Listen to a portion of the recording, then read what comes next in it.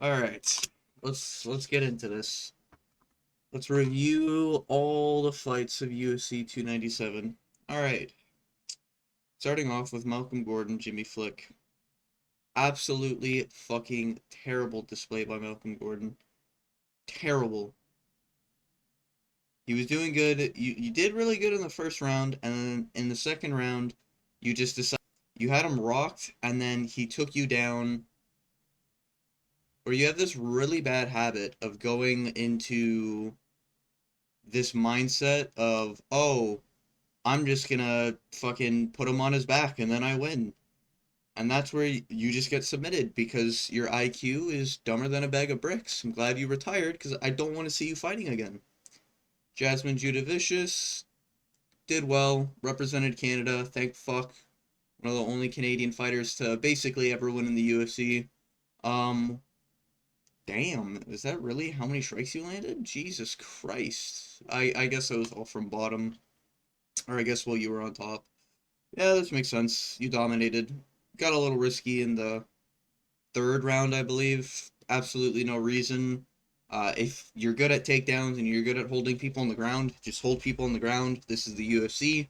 This isn't regional. I don't know what the fuck you think you were doing. But yeah, you got rocked a few times. But I'm glad you at least made two 10-8, maybe even a 10-7 round because of how dominant you were. Congrats. Yoann Linus, you are one of the worst fighters I've ever seen. Your IQ is terrible, and holy shit, you only landed one strike? I swear I saw you rock Sam. Maybe I'm misremembering, but yeah, Sam has no chin. He moved up from a weight class, so you had a good chance. I'm pretty sure you walked in there thinking you could just knock his ass out. Don't know why you would think that. Or sorry, I know why you would think that. Just because you're Canadian, you have an ego, and most Canadian fighters seem to not be able to put away the ego for absolutely no reason. All right, and then Sam Patterson just like he's good jujitsu. I don't think you were expecting him to submit you, and then it was like a Corey Sandhagen Aljo situation where, oh well, the choke's in. Looks like I'm fucked. You know what I mean? Uh, Raymond Tavares. I was actually expecting this fight to go to a decision. I didn't think there was going to be a finish. I'm surprised they gave it to Ramon only because the other I'm not even gonna try to pronounce his name, but the other guy is Canadian with Canadian judges, or I guess they're not Canadian judges, but it is in Canada, so I thought for sure they were gonna go with him. He also, I think statistically wise, in rounds at least outlanded two of the three rounds, but yeah, I mean, it was a pretty good fight too. Like, I don't disagree that Tavares could have won that. Like, I don't think it was a robbery, but a little wild how they didn't even give like any sort of uh leeway on City.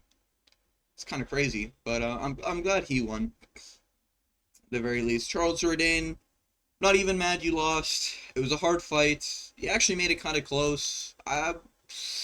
30-27 is probably fair, but I wouldn't be surprised if a judge had it like 29-28. Sean Woodson is just a freak of nature. I don't even know how that human being can walk this earth and basically have no disadvantages. He's very weird. And I think that just kind of like, I don't think that scared Charles Jourdain. I just think this was a situation where it was just, you know, getting through like a 10-inch reach advantage and like what was the height advantage was crazy. Like getting into that and then also dealing with him just throwing random shit all the time that just makes no sense. It's just a hard fight. So I don't think this ruined Charles Jourdain as a Canadian fighter. I think it was kind of crazy how he was like minus 200. That's a little wild. Given Sean Woodson's everything, but I guess Sean Woodson only fought cans, so makes sense. Yeah, Charles Jourdain, I think you'll do better in the next fights, and I think you just gotta avoid these fucking freaks of nature, and I think you'll do well. Brad Katona, actually not mad. Most Canadians have this problem where they have no heart, and that makes it so they're chinny and everything like that, because once they start quitting, they just end up quitting. You know, once you start going down that hill, you just kind of follow through with going down that hill because, you know, most Canadian fighters actually aren't even terrible. they just have the wrong mindset, or they're just like, oh, I'm a striker, but I think I can grapple, you know? So, Garrett Armfield, honestly, isn't even a bad guy to lose to. Garrett Armfield is like a fucking dog. He's also young as shit. I think he's 27 or 29, something like that. So, it's kind of just like a mismatch. Or I guess not a mismatch. Both of you guys were tough.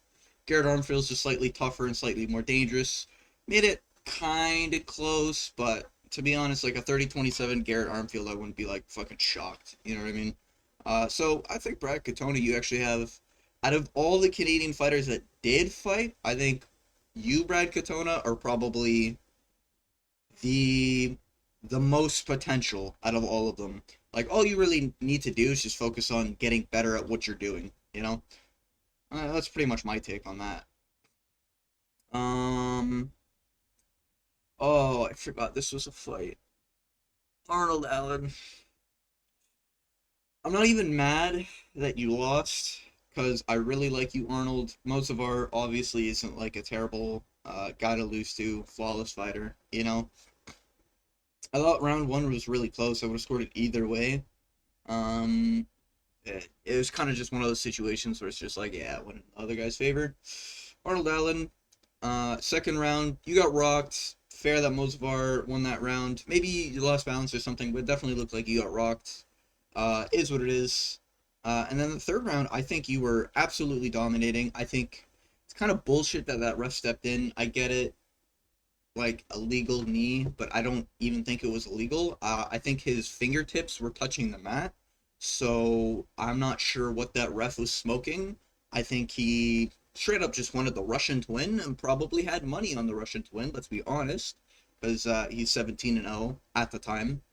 But I don't think this ruins Allen. Like I think Allen's still good. I think he's still dangerous. I think he'll still do well.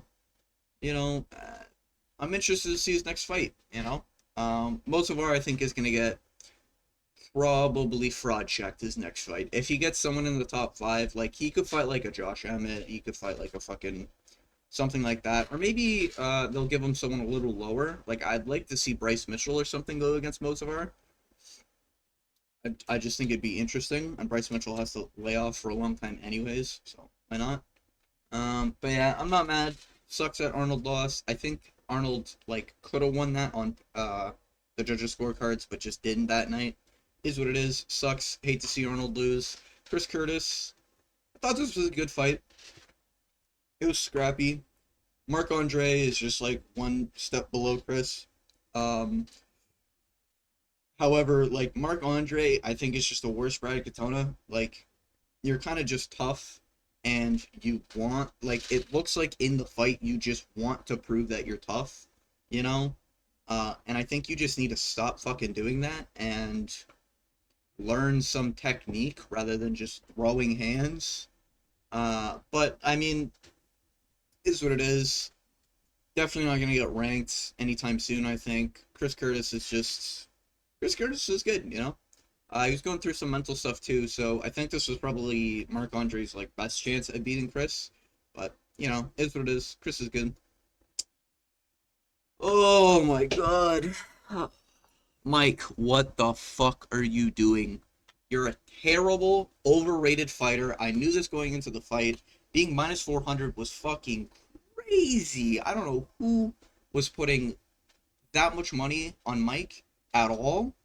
And like, yeah, Neil Magny's older, but Mike Malott is like 4 years younger than Neil, and like that's 4 years. But these guys are both past their prime ages. I'd consider prime age being like 31. You know, these guys being that old is, you know, this is just past their prime fight here. And to be honest, Neil Magny fought more competition by far than Mike. Mike's only fought cans. His last fight was against a guy who like 9-4, something like that, 9-5. Like he fights bums and he finishes them. Congrats! You're not the Canadian Shavkat. Sit down. You got humbled, you know. And it was a perfect example. I think this. Pretty sure you had 15 seconds left to survive in round three. And I believe Neil Magny was just on top of you because you gassed the fuck out and Neil Magny just beat the shit out of you, and the ref had to stop it because your dumbass gassed out, got overconfident. I get it, it's Canada, But, like, come on, this is for your rank, you know? You Canadian fighters gotta stop getting fucking egos and big heads being like, oh, I'm gonna showboat, oh, I'm better than this guy, you know? No, like, Neil Magny's a gamer, you know, and I'm actually glad he won because he got dismantled by Ian Gary's last fight. So I don't dislike Neil Magny. I think Neil Magny's easy to beat, and I think Mike Malott, you really choked this fight because you will probably not get you're not going to get a ranked opponent for a while, but to get into the rankings, Neil Magny is probably your easiest way in welterweight by far. But yeah, kind of sucks for Mike Malott. And I honestly don't want to see you fight either. Terrible. Raquel Pennington beating Silva. That's a little crazy. Silva gassed, bro. In round three, Silva looked like she just quit. Like her face, her corner was telling her, like, come on, you know, and she just looked like she just wanted to leave. And then she screamed something, reminded me of Anthony Smith being like, you're attacking my family, you know, but like this was crazy. I don't know how you're gonna let like a 50-year-old Raquel Pennington smoke your ass. 15-9. I think she was on a 6-fight win streak or something. So I mean, she was literally 9-8 at one point. Even having that record at one point, it's like, bro, Silva, how did you let this happen? Um, you made it fairly close grappling at least. Glad none of these women were Canadian. Otherwise, I would be even more depressed. Were only the women were the only Canadian fighters to win, fortunately, but what it is. This fight was close as shit. I'm not even mad that Dricus won. I wanted to see Sean win more than Dricus, but I didn't want to see either man lose. I'm happy with his decision. I didn't want to see one of them get knocked out. I did think someone was gonna get knocked out, but I'm glad they didn't. Uh, okay, wow, the striking numbers were a lot different than I thought. The takedowns I think are really skewed. Like, yeah, Dricus got takedowns. If we're saying who's more versatile, I think Dricus is more versatile, and he showcased that. He was able to get takedowns, able to get some really nice front kicks, like front head kicks off. It was pretty good. But I think the main issue from Dricus's part is that he ducks his head a lot. So if he goes against anyone who wants to throw up anything down the middle, he's kind of fucked. Like, Sean Strickland's jab is probably the best jab in the UFC. I don't think anyone can even contend with it. Especially because he's a 185er, you know? You basically, like, no smaller weight can have as good a jab as Sean did. You can't even react to Sean's jab, and I think he showcased that. I don't think he broke or anything. I don't have like lower stock for any of these guys. I actually have higher stock for Sean because I thought, you know, he might have been cracked. He might have been this. He got hit a few times with some of those head kicks and just like kind of ate it like straight up. Like he just didn't give a fuck and just kept on walking down Dricus. And a lot of people thought Dricus didn't have cardio. I thought this was going to be one of those weird fights where Dricus was going to show he had cardio. I think I think Dricus's problem with his cardio is that, let's say he has a stamina bar. His stamina bar is very small, right? But his recovery time on that stamina bar is ungodly. Like, it's crazy. And that's why he always looks tired, is because he's always drained, but he just recovers really fast. You know? Where Sean's like the opposite. This guy, he doesn't take long to recover, or sorry, he kind of does take long to recover. You can see him breathe heavy and stuff like that, but his stamina bar is just so high that it's almost like no one's gonna beat him in a stamina war. I don't think this was a stamina war. I think it was just Dricus landed a really good hit. I think it was around 3 or 4 where it cut like around Sean's eye, and that determined literally the entire fight. Because every time Dricus landed after that, it was always just like a oh, you know what I mean? But I think it was a close fight. I think it's fair that Dricus won. Even though I'm more on the Sean side, I think if they gave it to either man, I wouldn't have complained. This is like an Aljo Henry situation. I don't think it's like a robbery. I don't think it's, you know, whatever. I think a split decision's fair because I think one judge should have scored it for Sean at the very least. Um, but is what it is. Really sucks that Sean didn't win. This means that not only did the Canadian reporters showcase that Canada is full of soy boys, but all of our soy boys lost in the UFC, and then our honorary Canadian Sean Strickland also lost. Really sucks. Is what it is. Um, but yeah, hopefully the next time we have a Canada card, we actually have some Canadian fighters that win, and maybe we'll actually have ranked Canadian fighters, you know? Or I forgot about Jillian. Oh well. I mean, Jillian won. It was cool. That's pretty much it. Just average women's fight is what it is. But yeah. Uh, that's it.